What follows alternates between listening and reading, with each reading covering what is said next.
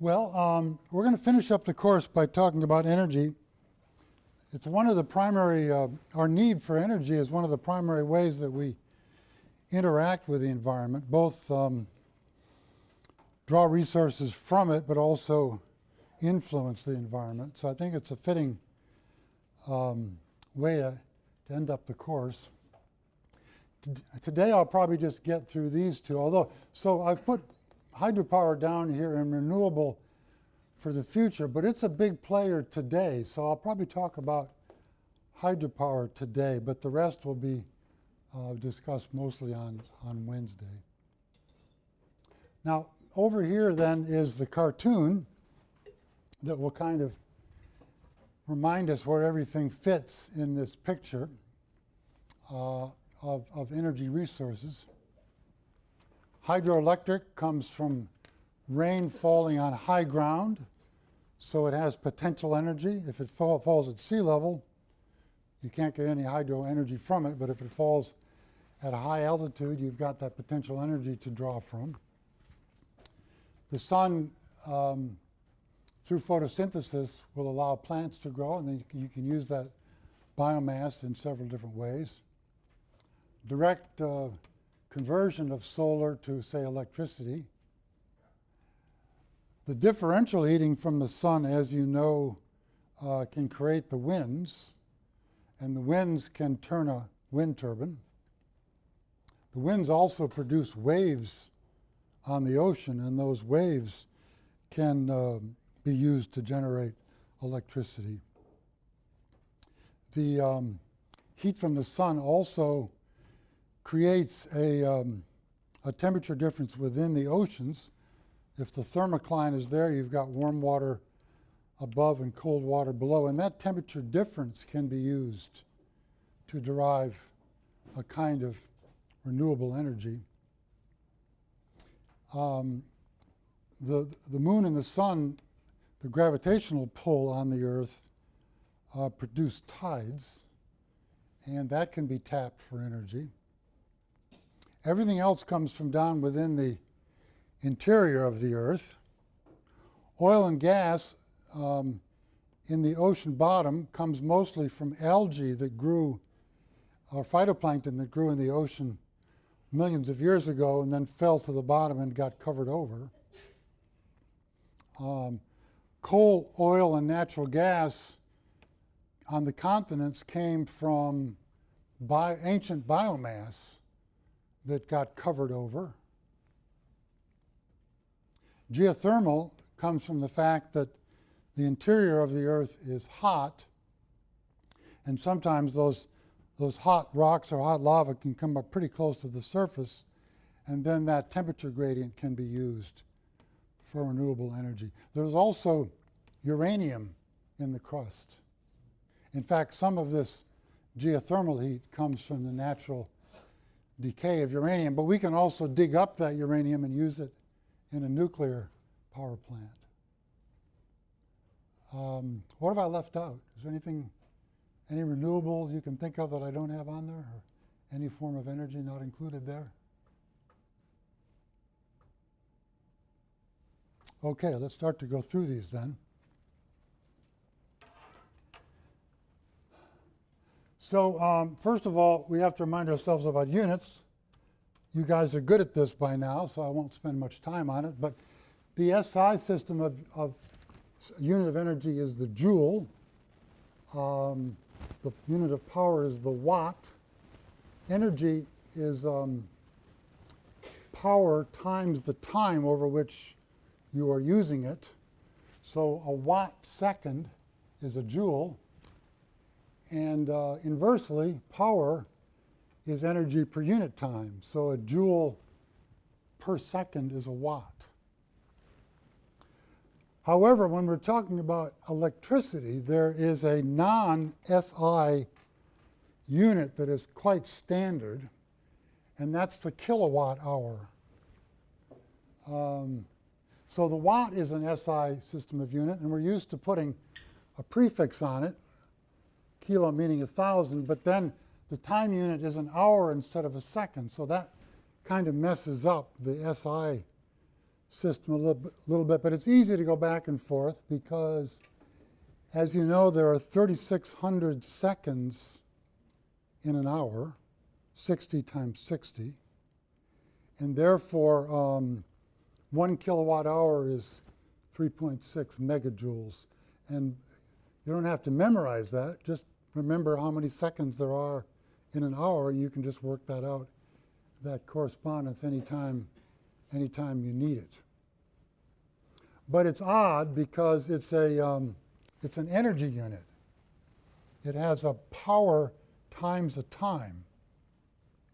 So it's a little like this, except we end up not with joules, but kilowatt hours. And if you're an economist and you want to have something to remember about this unit, kilowatt hour, well, it's about 10 cents per kilowatt hour when I pay my electric bill at home. It varies by a factor of 2 or 3 across the country, however, so that's not a fixed value. Any questions there?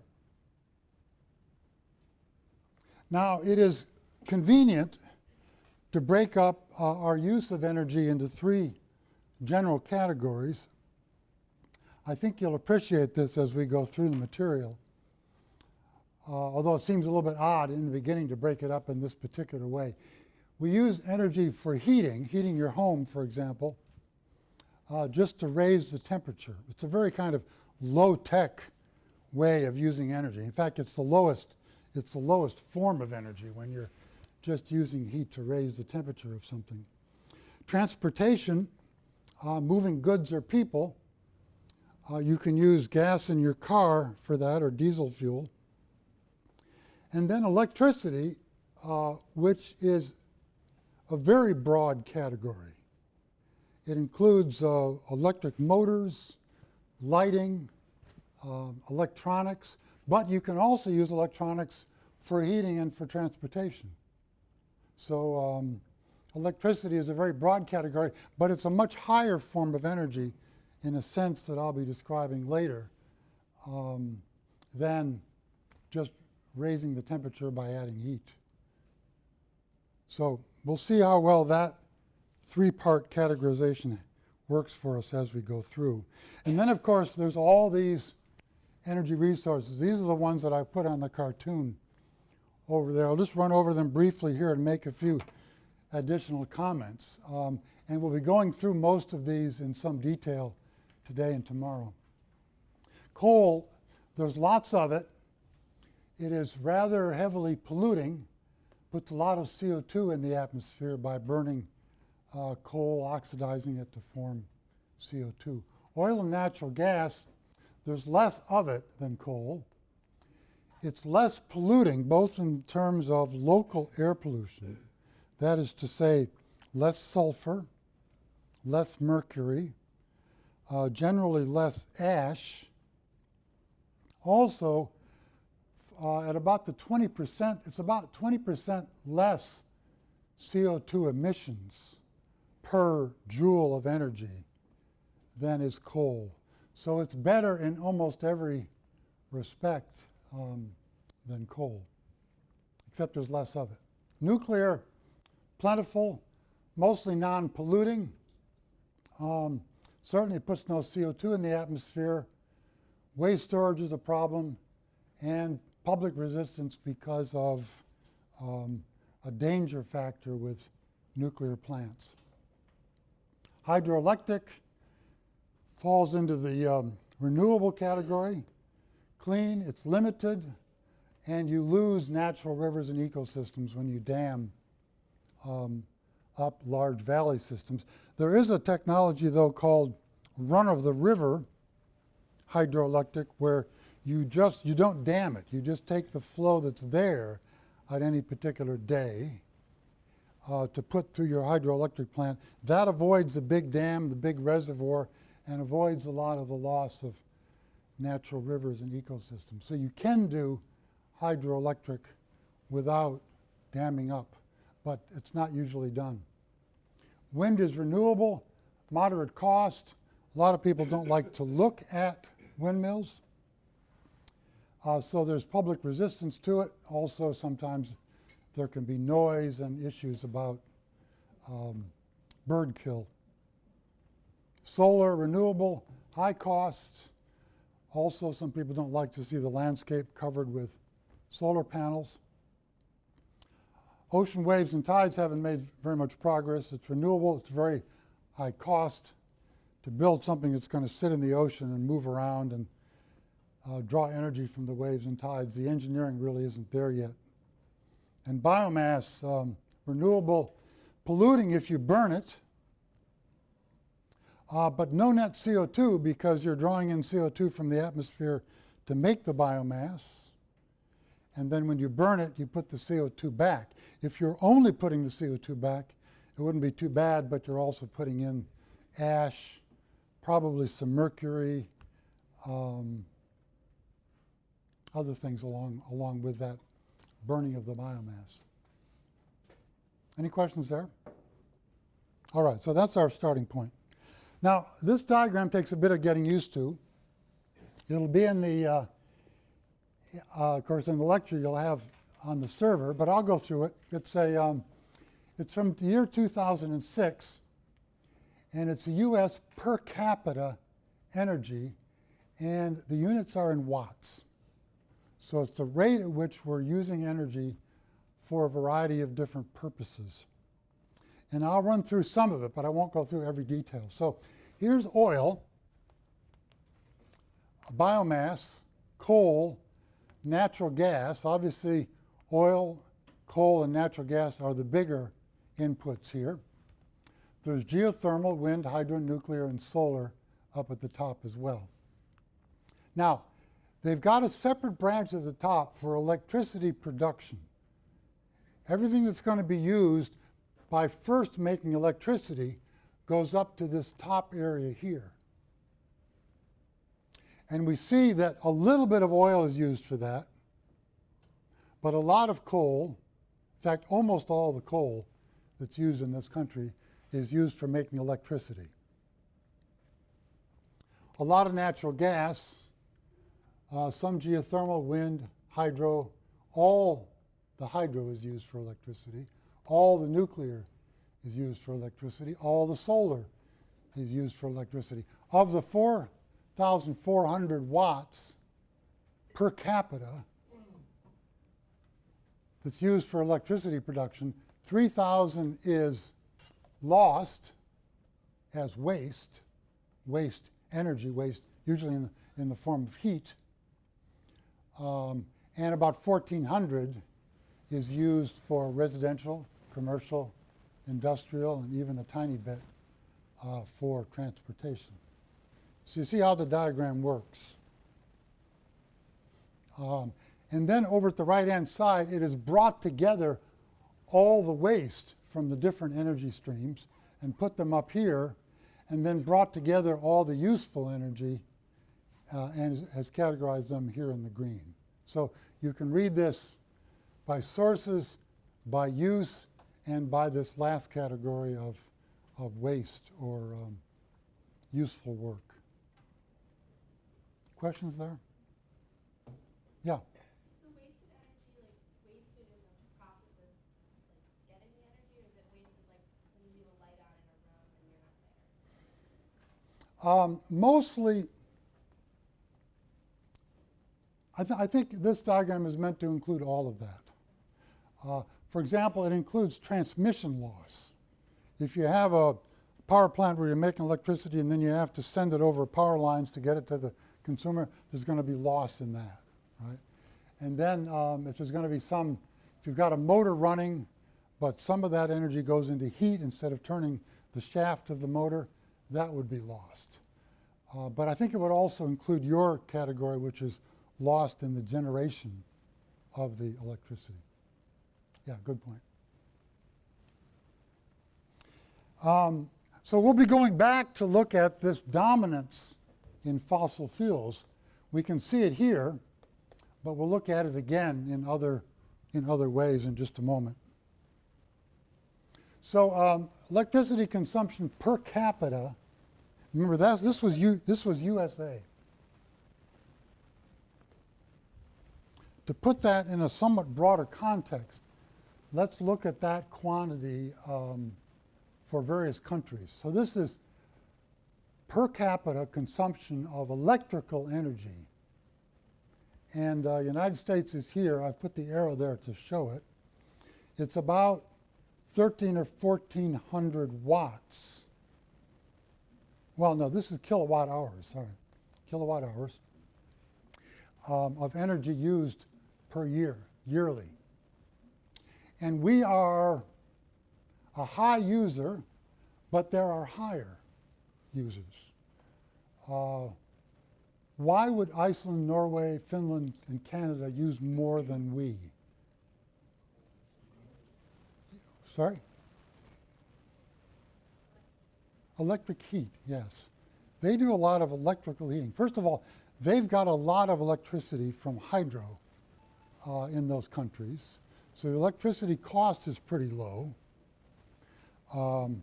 Generally, heating with electricity is kind of a waste of a high form of energy, but in those countries where you have a lot of electricity, you can heat your house with it, and they do, and that gives them a very high per capita use of electricity. Now, we heat our homes too, but we do it more from natural gas, from oil, and so the heating we do would show up in a different category. It wouldn't show up in the electricity consumption. And compared to other countries, however, we are pretty high in our electricity use. Questions on that? And of course, these things have been growing over time. So we've got a green band, a red band, and a brown band. Renewables, nuclear, and fossil since 1980, and this is annual electricity generation worldwide. It's not per capita, so the unit is large. It's a terawatt hour per year. A terawatt hour per year. Remember, it goes kilo, mega, giga, tera in powers of 3, right? Terawatt hour.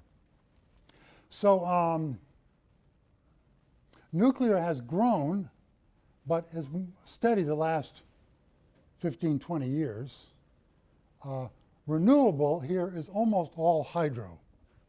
There's almost all the other renewables we'll be talking about in this course at the moment are pretty tiny. And so the only one that really shows up on a graph like this is hydroelectricity. And then the fossil fuel has been growing, unfortunately. And that's the big CO2, the big CO2 producer.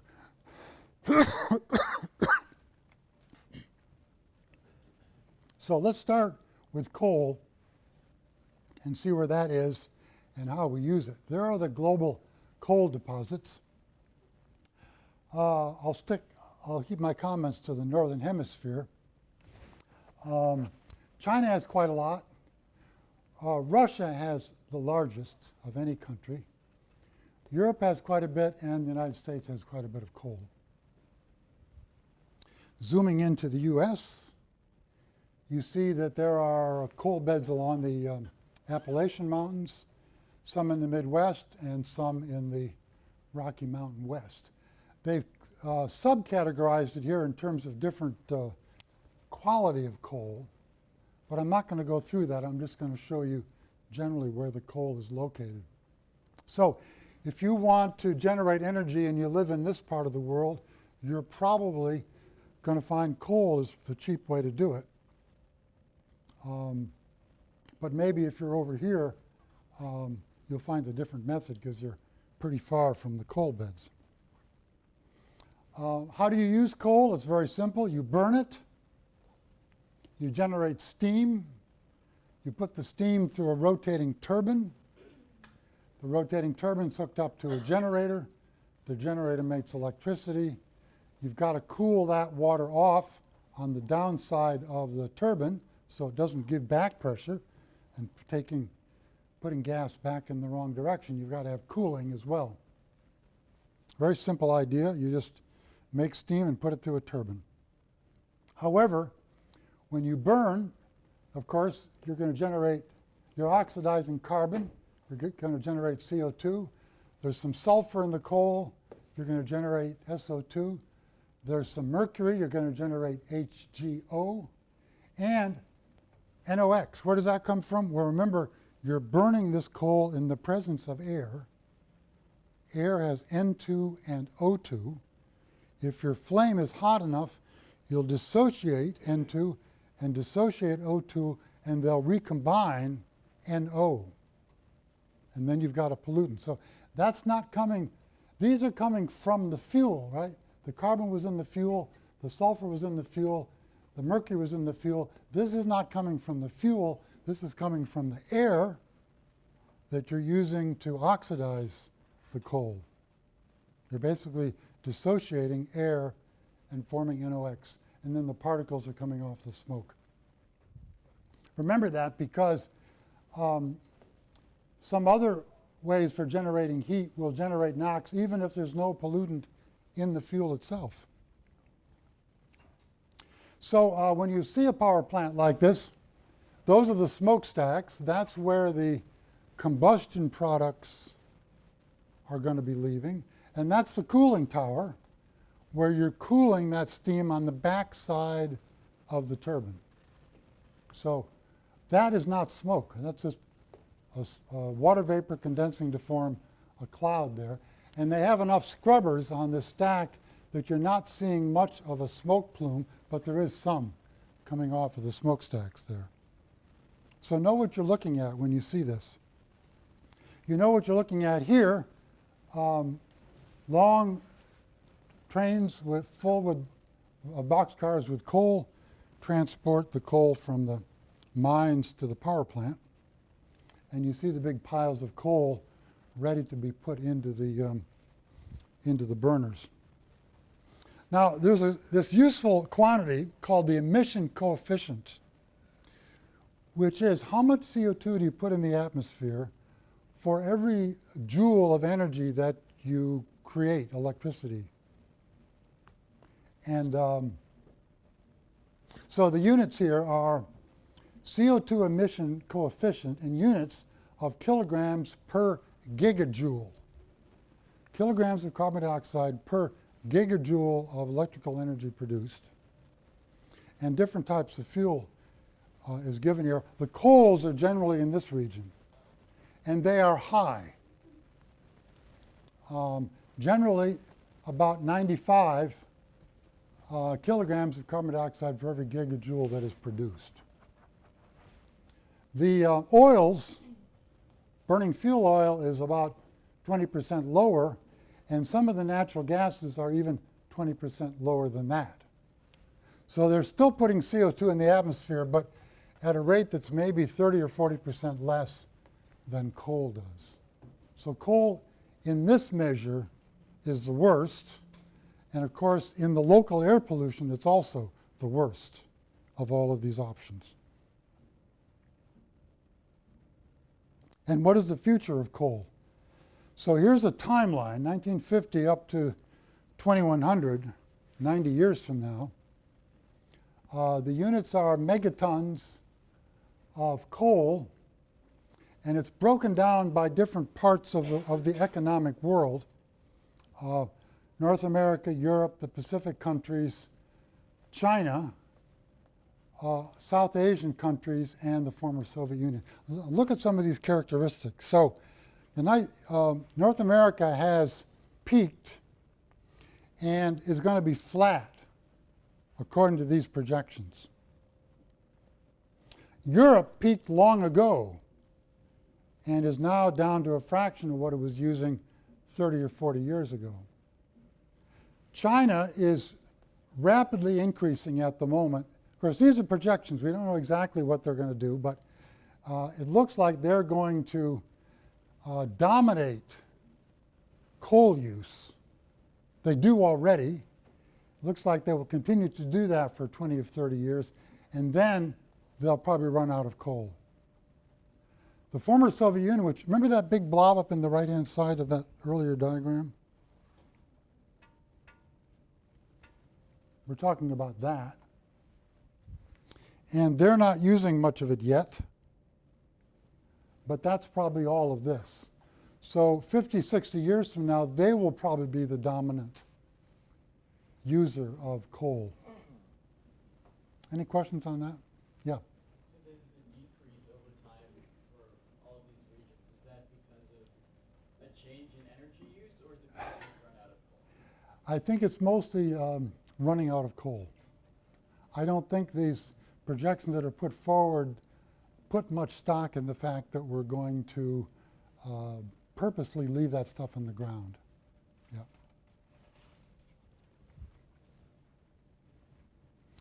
Yeah. There's this term you hear on television all the time, clean coal. I can't tell you how many times I've seen this commercial. Maybe I listened to the wrong channels or something, but clean coal is a marketing term used to indicate coal burning without local air pollution. And to some extent, that is feasible today with the appropriate scrubbers on the smokestacks, but also with carbon capture and sequestration. The term clean coal usually infers both of these, but this second technology is not developed yet. So it's talking about something really far into the future.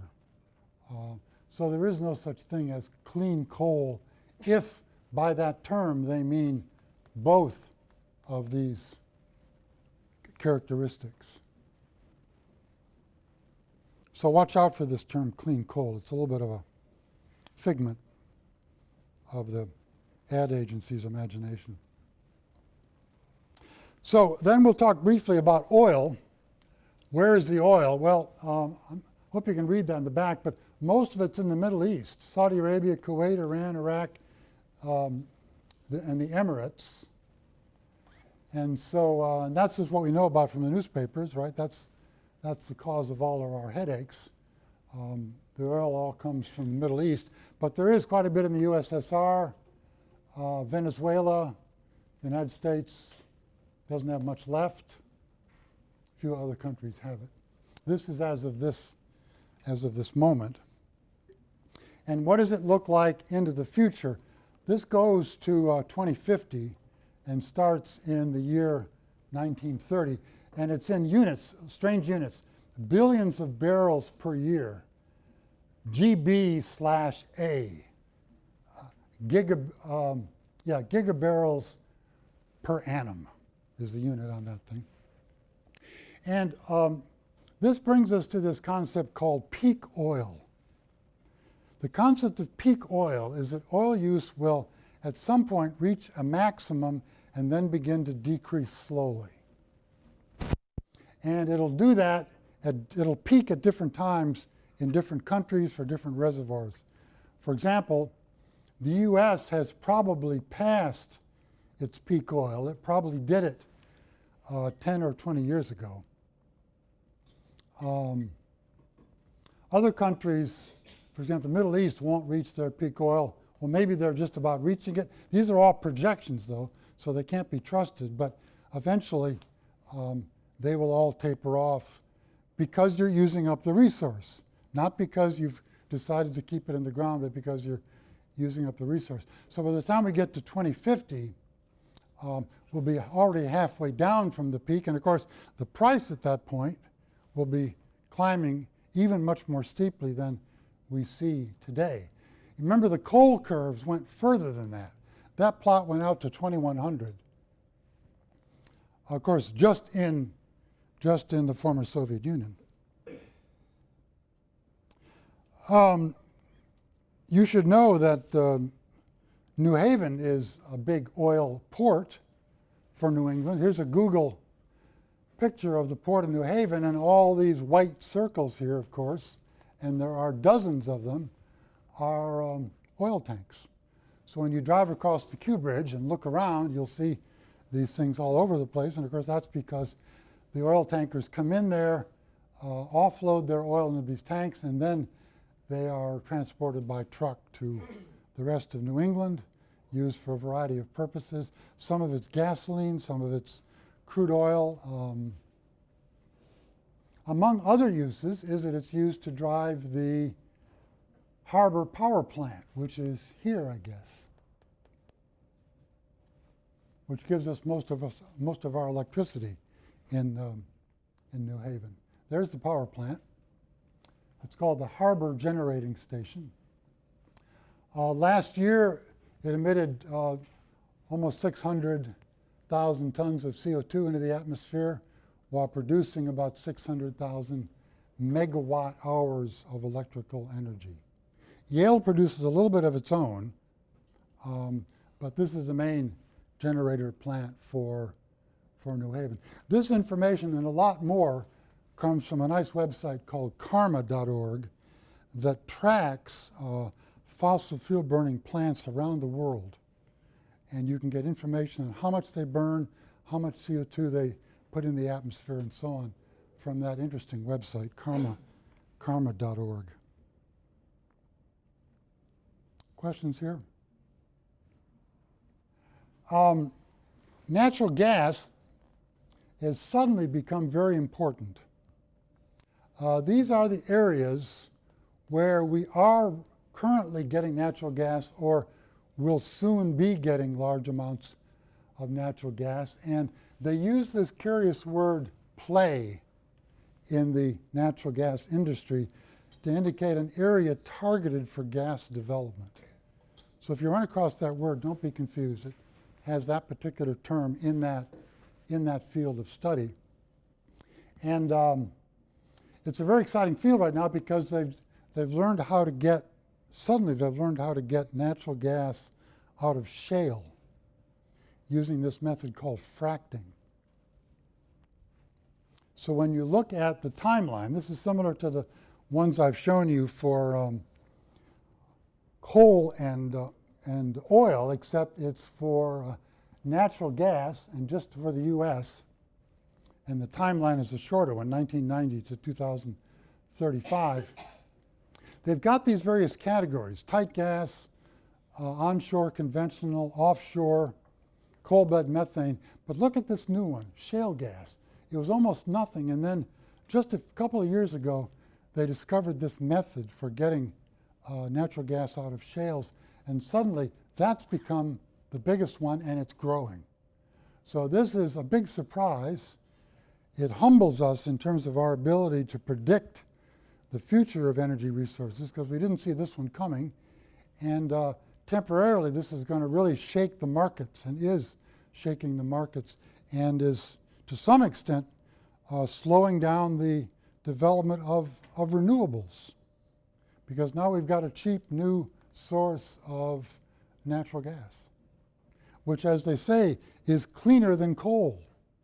However, it's still a fossil fuel, still putting CO2 in the atmosphere. Questions on this? Okay, we'll move on to nuclear. That's what a typical nuclear plant looks like. These are cooling towers. You don't see any smokestacks. You're not burning anything. You've got the reactor core. You produce steam from that, and the rest you know. Once you get the steam, you put it through a turbine. Turbine runs a generator. You make electricity. You've got to cool down the backside with cooling water. That's what the cooling tower is for, and then you can recycle the water. Now remember, this is nuclear fission. This is taking large nuclei and splitting them apart to get energy. This is a book you'd find in an introductory textbook in nuclear physics. It's the binding energy per nucleon as a function of the mass number of the element that you're talking about. It has a peak roughly where iron sits and decreases to the right and the left of that. This means that if you split apart heavy nuclei, you can get energy out. Or if you combine light nuclei, you can get energy out. That's called fusion. This is the way the sun makes its energy, by taking hydrogen and making helium. And this is the way we make energy in a conventional nuclear plant, by taking uranium-235 and splitting apart into lighter nuclei and getting energy out that way. We're still working on a way to do this synthetically. That's one of the great unsolved problems in nuclear physics, is how to make a fusion reactor that'll generate electricity for us. We've been trying for 50 years, still haven't been able to do it. So all the nuclear plants we're talking about here use fission to generate electricity. Questions on that? These are the countries that do it, ranked by the percent of their total electricity generation that is done by nuclear. Lithuania and France lead the way with 75%. The United States is over here with 22%, and so on. So we are not a leader in this by any means, but we do some. And here's where the uranium is located. The big purple box for each country just gives you a measure of how much uranium is believed to be stored in the Earth's crust within the national borders of each of these countries. So we have a lot. Canada has a lot. Kazakhstan has a lot. Russia has some. Australia has a whole lot. What about Connecticut? Yes, we get some of ours from Connecticut. There's a nuclear plant in the southeast corner of the state called Millstone 2 and Millstone 3. That's what it looks like from the air. And it generates about 2,000 megawatts of energy.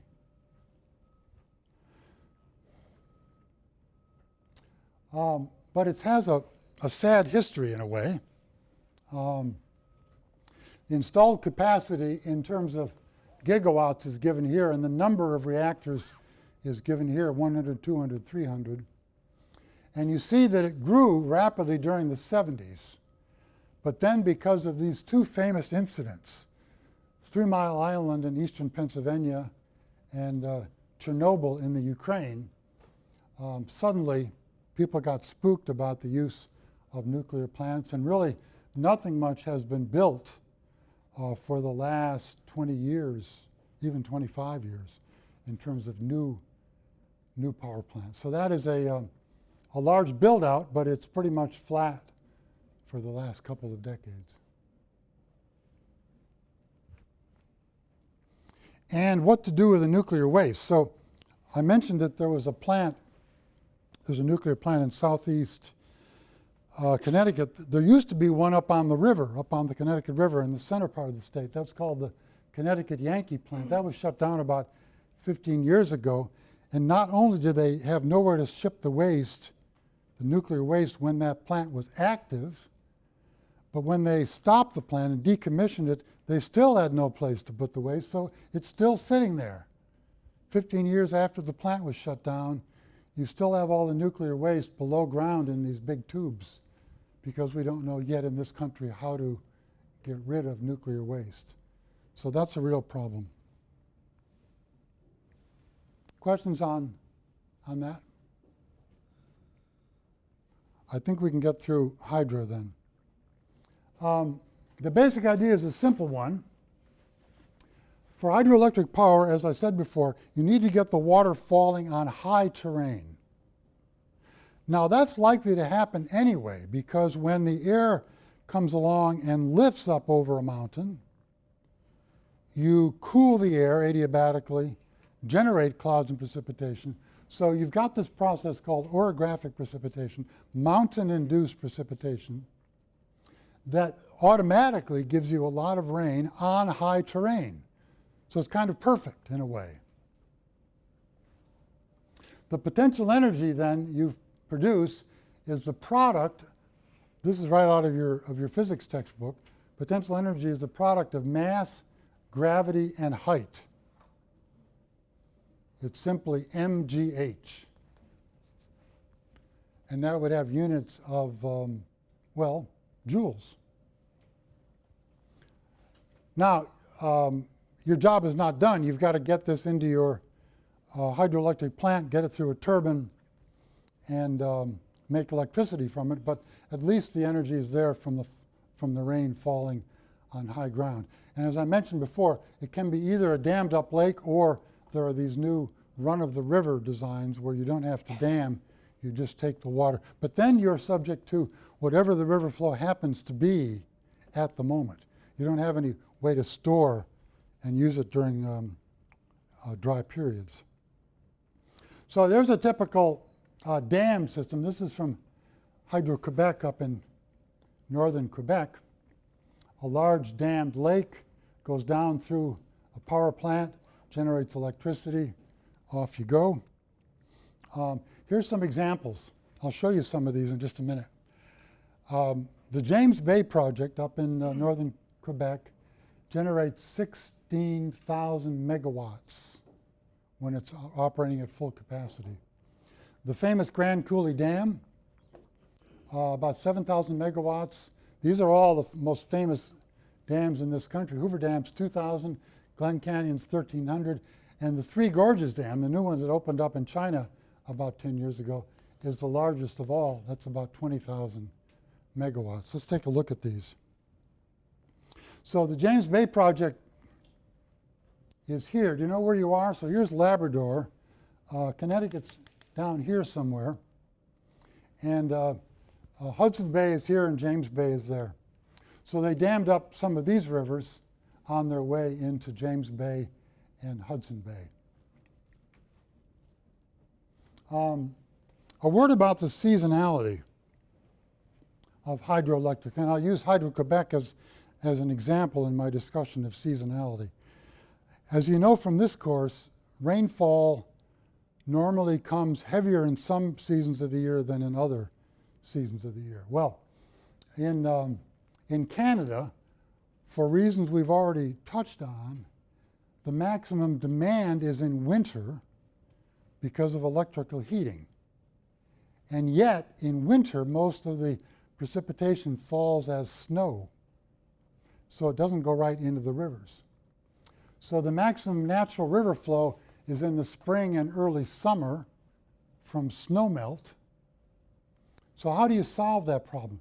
Your demand is in winter, your natural river flow is in spring and early summer. Well, there are two ways to solve it. One is the obvious way. The reservoirs can store that water for 6 months until you need it. And the other thing is to sell it to a place that has a different demand curve. In other words, they sell a lot of energy to us down here in New England because a lot of our maximum demand is in summer for air conditioning. So using those two methods, they solve this incompatibility between their demand and their natural river flow. So as you go around the world, not only for hydro, but for the other renewables, you want to look at this issue. When is the demand? When is the source available? And find out some way to solve that problem. That applies to almost every renewable energy source. The timing isn't what you would want. Questions on that? Another famous one is the Columbia River and the Snake River that feeds into it. So here is Washington and Oregon. And the biggest, there are a lot of big dams along here. I think the biggest is the Grand Coulee Dam, which is there. And that's the one I gave you the production numbers for. Another big area in this country is the Colorado River system. And the two most famous parts there are the Glen Canyon Dam with Lake Powell backed up behind it, and Hoover Dam with Lake Mead backed up behind it. But on the scale of things, those are relatively small.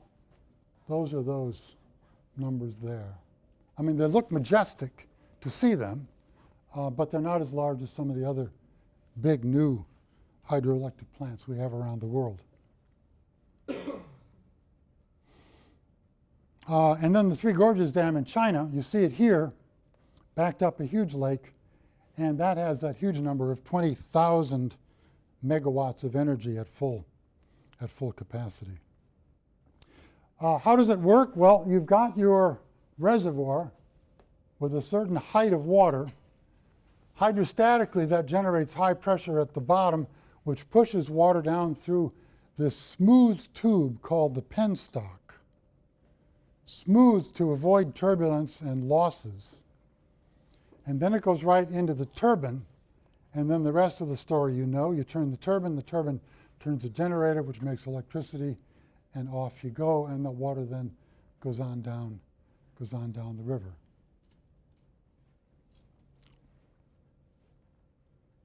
There's the Grand Coulee Dam. And I want to show you this. There's a couple of people standing there for scale. There is the turbine, one of the turbines for the Grand Coulee Dam. These are really massive turbines that generate a lot of electricity.